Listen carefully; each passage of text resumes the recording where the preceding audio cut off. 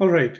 Hello, everyone. My name is Gulrez Khan, and today I'm going to talk about my experiments drawing data with kids.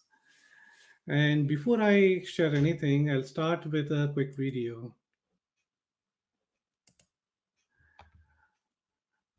There is not much sound that you would be hearing here, but let's just see this video.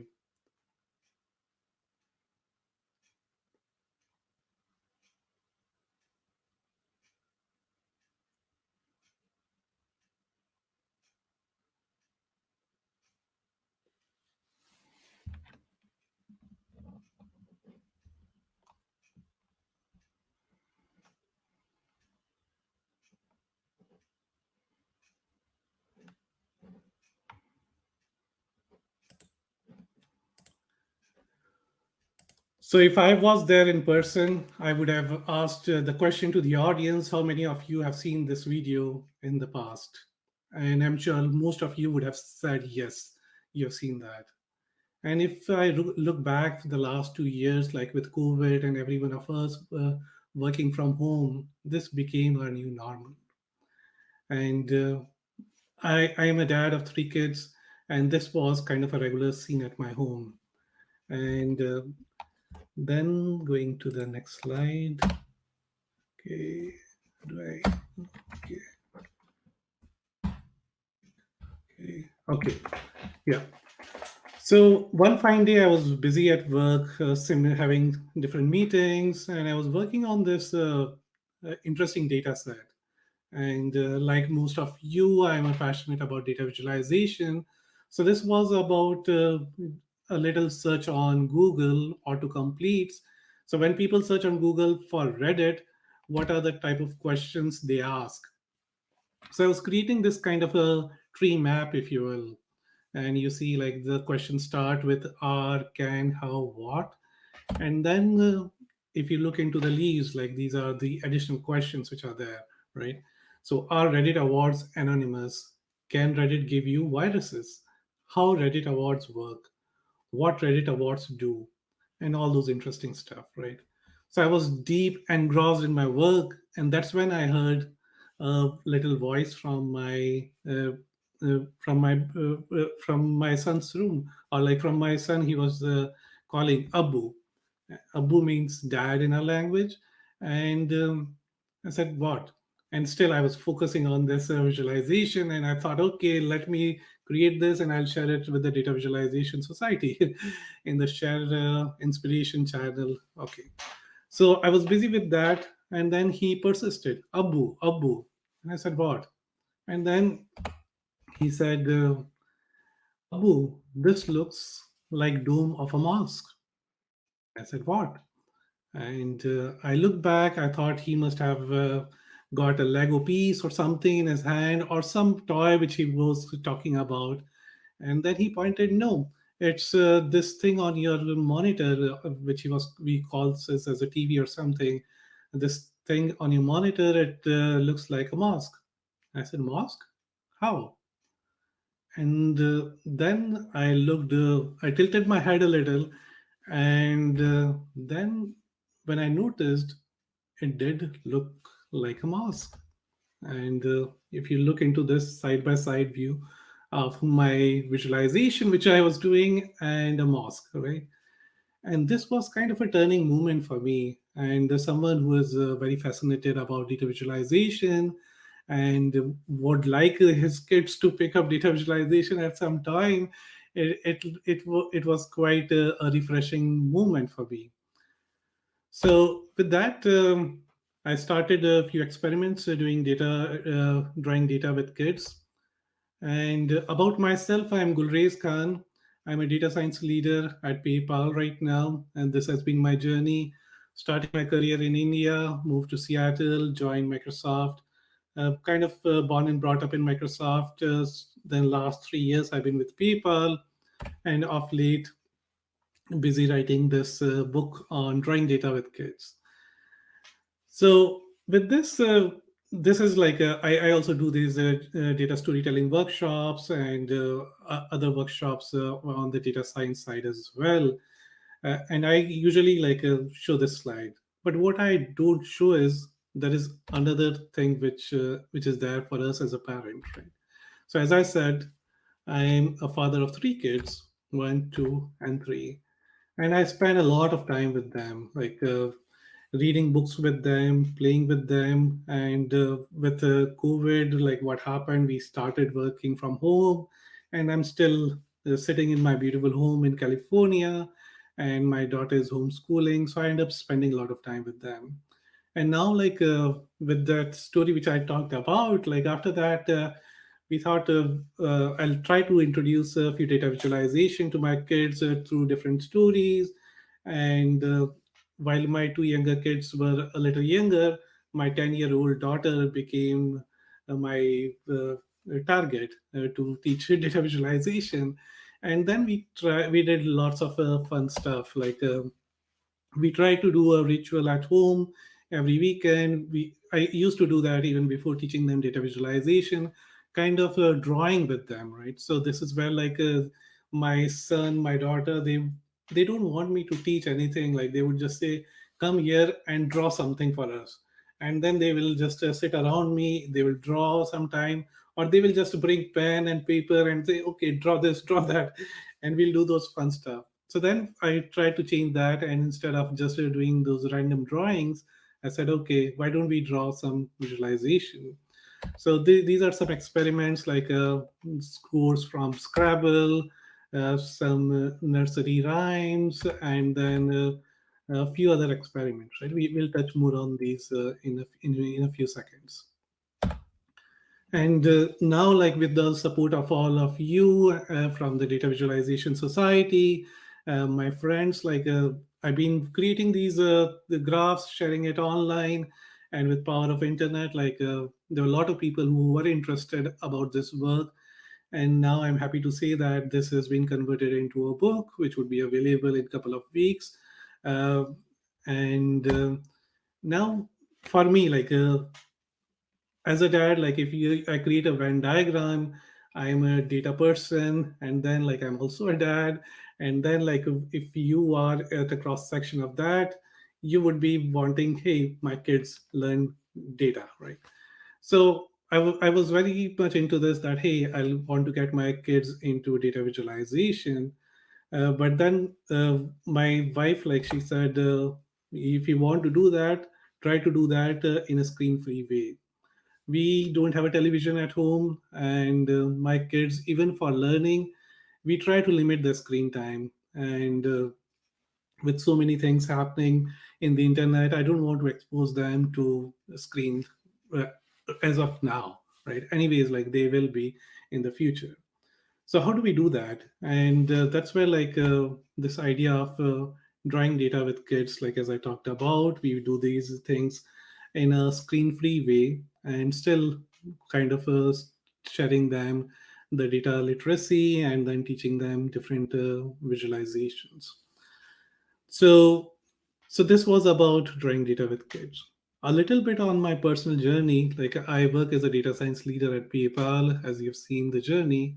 But when I started learning data science, I was exposed to some data sets, and this is from one famous data set, Iris data set. If you have looked into that, and when I was looking into this data set, I appreciate the flower and everything here, though I'm not a botanical student, and I haven't heard of this flower in my past when I grew up in India. And just when I was starting to learn data science, that's when this popped up, and I was given this data set to do some kind of a clustering based on the length of petal and sepal.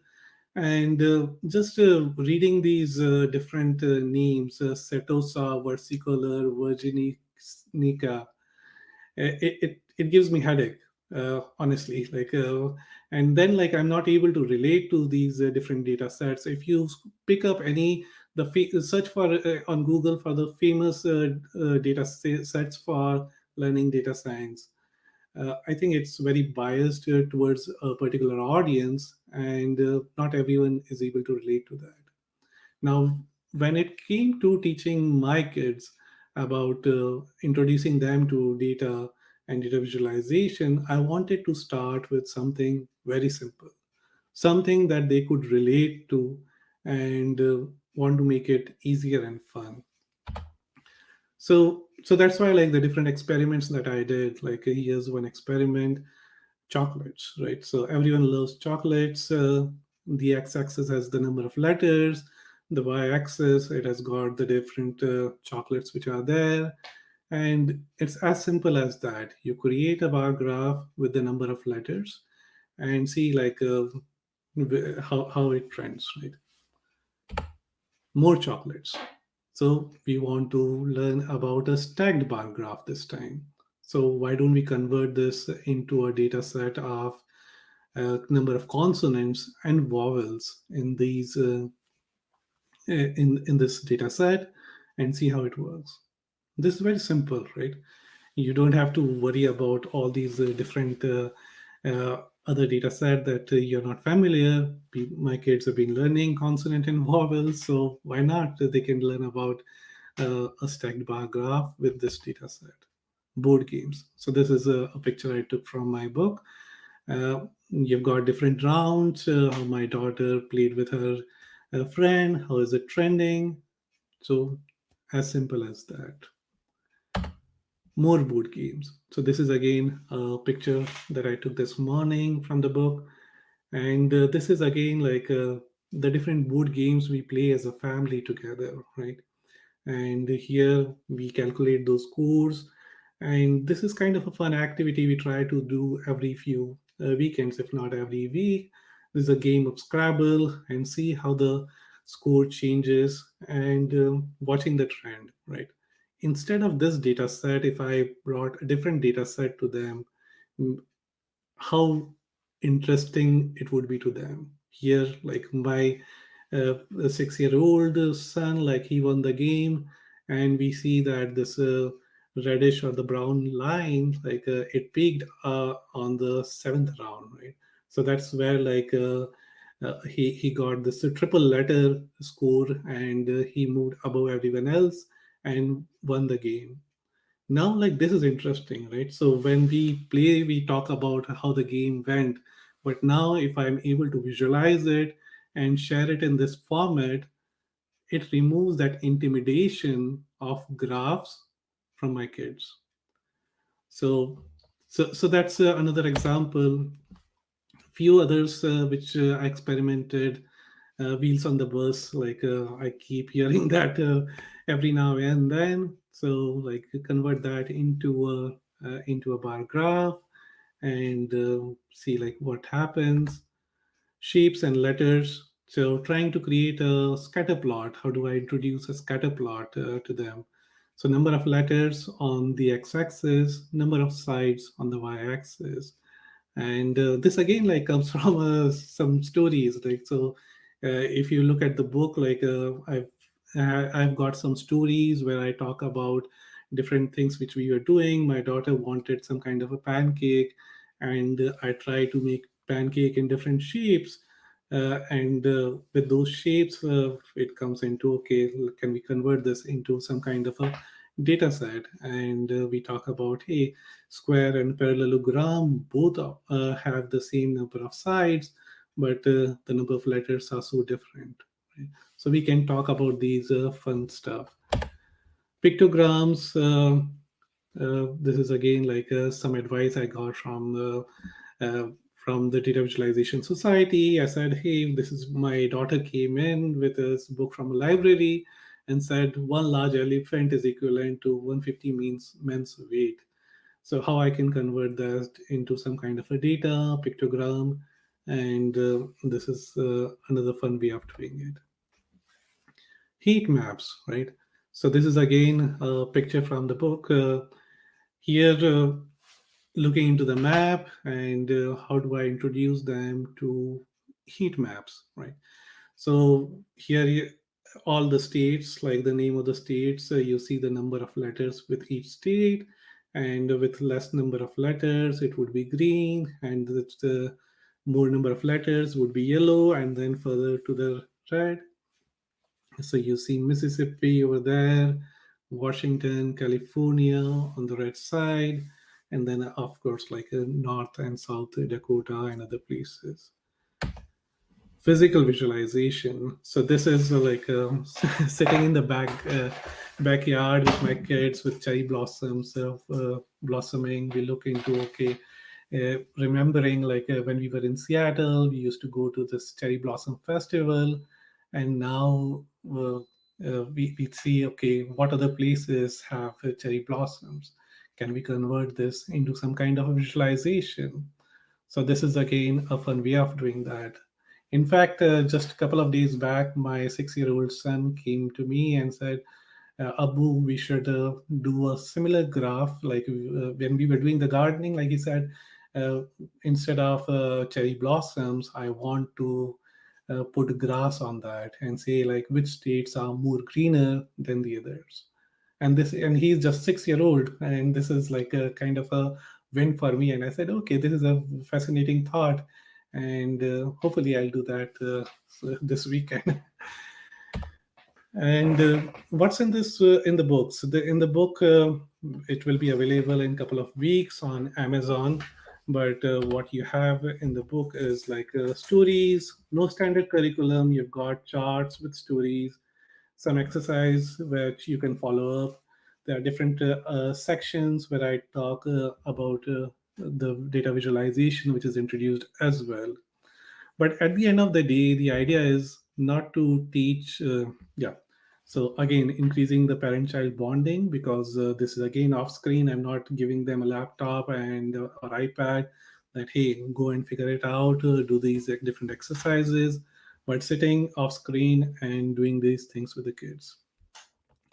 And the main idea is to not teach them data visualization. Like I haven't written this book to teach them data visualization.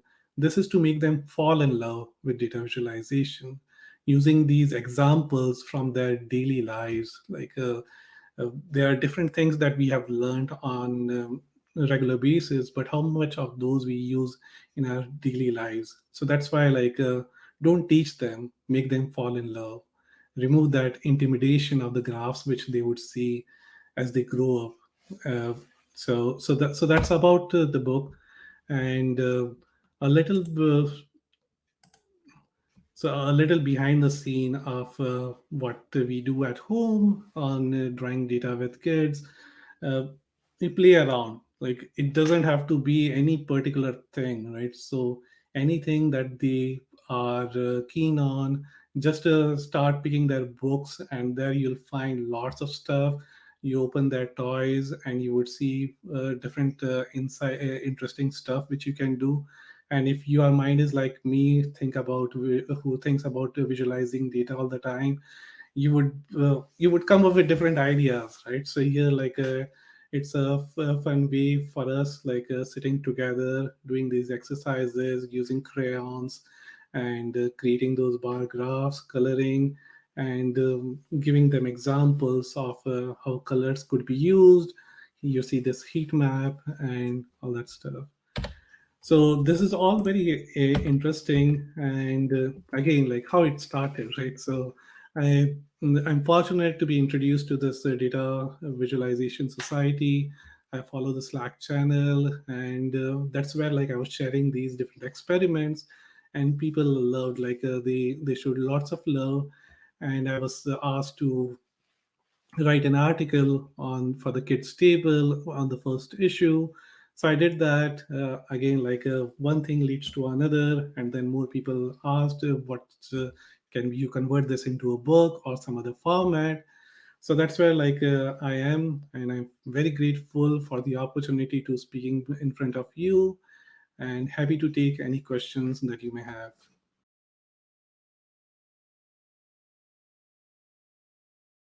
What do you think was the biggest challenge for you when it came to exploring this topic with kids? I think you introduced one for yourself already, which was to try to take a screen-free approach. But was there anything else that kind of bubbled up for you, or advice that you want to give to other parents or teachers who want to give this a shot with their own kids? Yeah. So I tried few things, right? So one is doing these exercises and sitting with them and doing those things. Then I tried something else. So I did some exercise, picked up some exercise, picked up pen and paper, and I called my 10-year-old daughter, "Hey, Parisa, come here. This is one exercise, like use this as a data set, and why don't you create something?"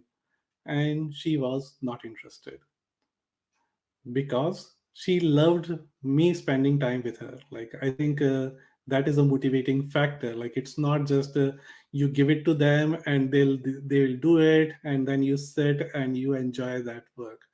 So it's more about it's not just about data visualization, it's about everything, right? So if you want to teach them or if you want to do anything, they want you to spend time with you. So I think that is a big learning for me.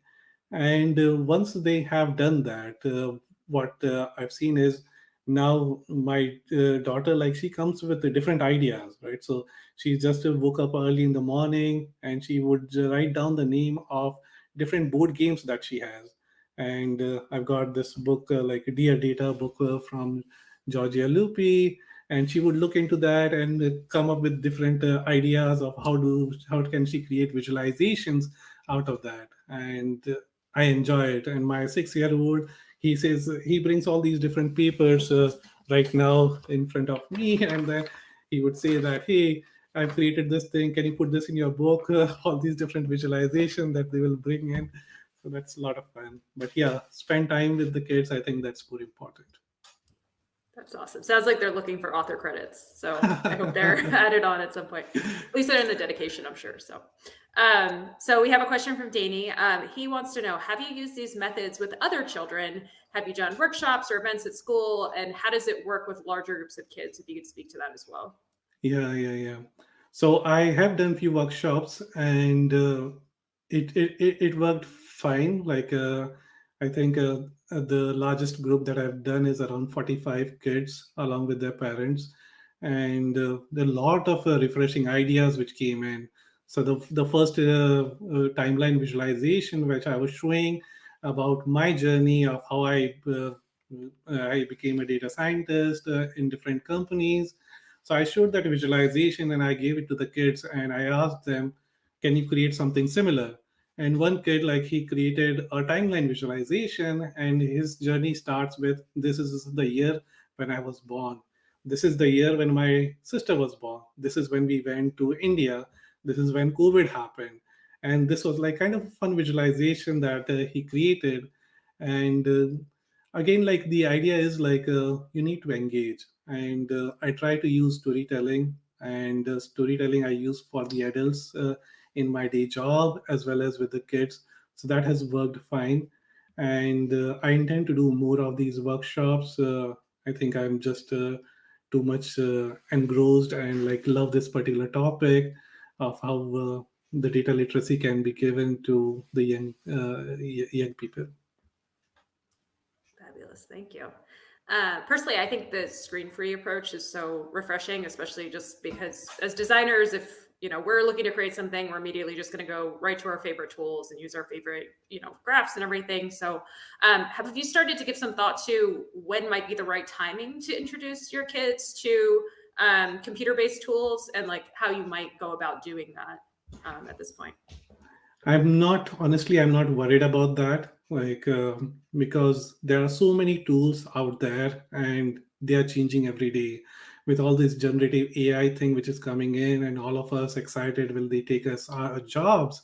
Right. So I don't know, like, if that need, I'm not in a hurry for that. Like, again, like, as I said, like, it's not about teaching them a tool or something. It's about making them fall in love with data visualization, remove that intimidation of graphs when they will see and then they get afraid that, "Hey, what is this?" Makes sense, yeah. And we just have a question come in. So, how do you think these playful and/or physical visualizations fit adulthood? In other ways, why do you think adults make boring stuff? Yeah, that's a great question, right? And it's about like losing creativity. Like, when you go to your job, like if I go to my day job, like you will see people mostly like yourself.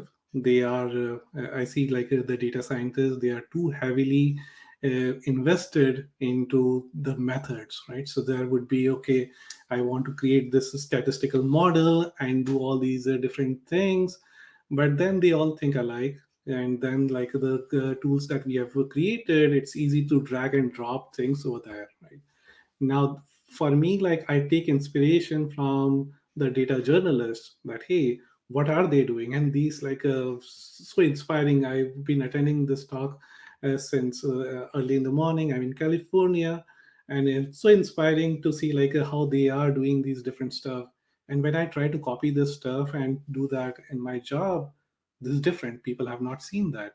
I try to look into the work of Georgia Lupi and Mona.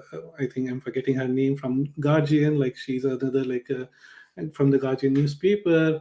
Mona Shalabi, and like these are like fascinating. Like it opens up your mind that, hey, what all things are possible. So I think again, like if you go spend time with the kids, spend time with the nature, you'll get more inspiration, and we will like we'll appreciate like come on to these different channels, share your work. We'll love to like learn. For sure, yeah. You talked so much about love of data being important, like building that relationship with it, and that's what's going to drive the interest. So I'm curious, you talked a lot about your professional history, but could you share a little bit about how you fell in love with this and what that timing was in your life? Yeah, that's a very interesting question. So for me, I've been with in this corporate world for almost 20 years now, but I never wanted to be like I'm a poet.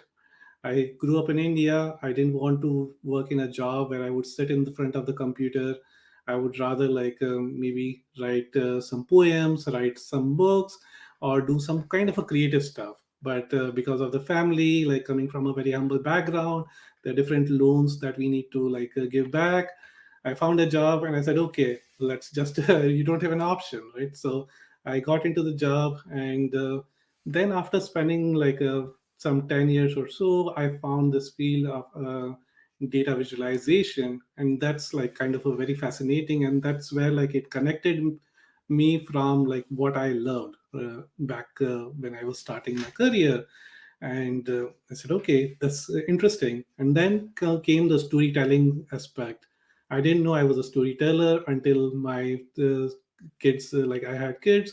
I tell them stories, and they are just these fascinating listeners. They would listen with all their attention, and I tried to copy that stuff with the adults. And guess what? Like it worked for them as well. So I think I always had this creative space in my mind, and because of whatever reason, you could land on a job, and then you find out like there is a connection. You found those things out. So that's how it worked for me. It's great. Well, we look forward to your book on poetry after this one, so we'll just keep that rolling.